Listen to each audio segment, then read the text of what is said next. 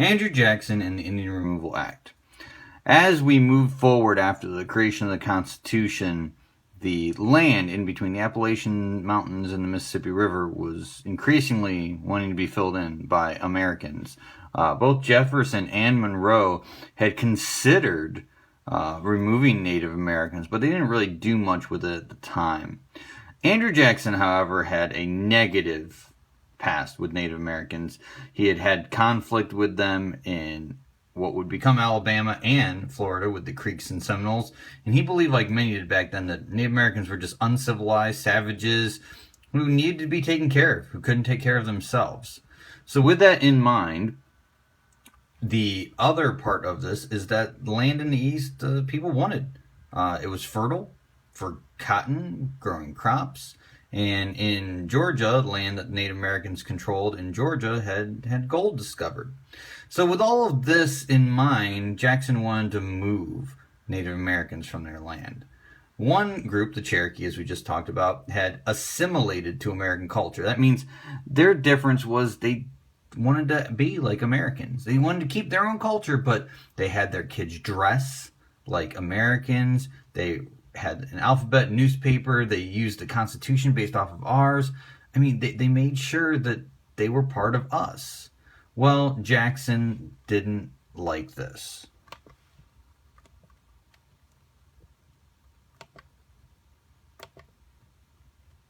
And America, and he did so with lightning speed.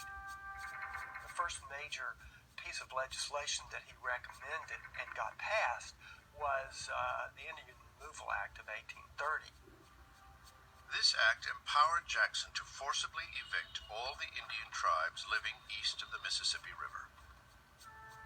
5 Indian nations were directly affected. Of the 5, the Cherokee tribe, located in Georgia, chose to fight the eviction in a surprising way. Instead of going on the warpath the way their fathers and grandfathers might have done, this generation of Cherokee Indians took Georgia to court.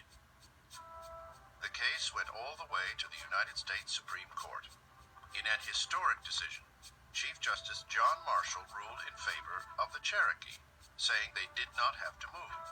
But Andrew Jackson thought differently. Jackson said of Marshall, he made his ruling. Now let him enforce it.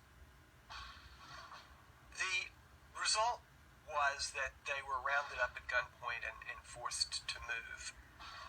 Their property was seized, and they were forced west. Of course, on the Cherokees' forced march, about 1 out of every 4 Cherokees died en route, which is why they call it the Trail of Tears. It is, without a doubt, the most controversial decision Jackson would make in his career. And it's one of the saddest chapters in American history.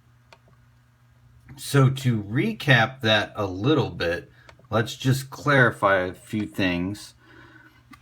Jackson was able to do this because of the Indian Removal Act. He created a law that allowed him and Congress to remove Native American tribes that wanted to.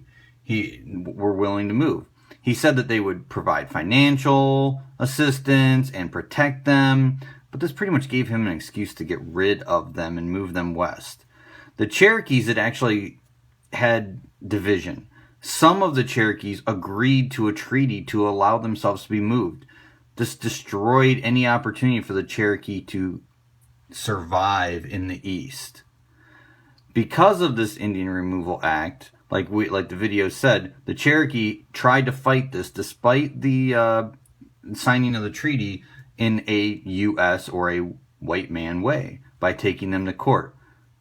Worcester versus Georgia, the Cherokee win, but it doesn't matter to Andrew Jackson.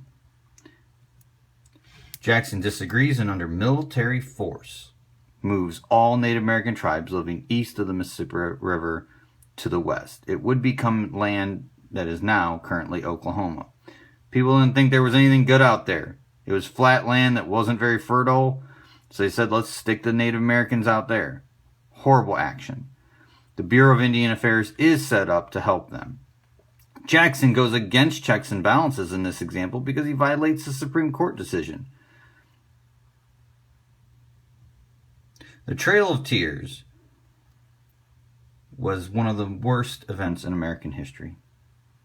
The Cherokee Nation is rounded up at gunpoint and forced to move, as it says, over 1,200 miles west. Numbers are different depending on who you talk to, but anywhere from a quarter to a third of the Cherokees die. You can see some of the travel routes. These Cherokee are rounded up and put in prison camps, only able to take what they can carry.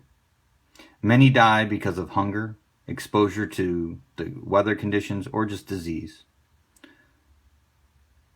This is one of the saddest chapters of American history, and we'll discuss more about it in class.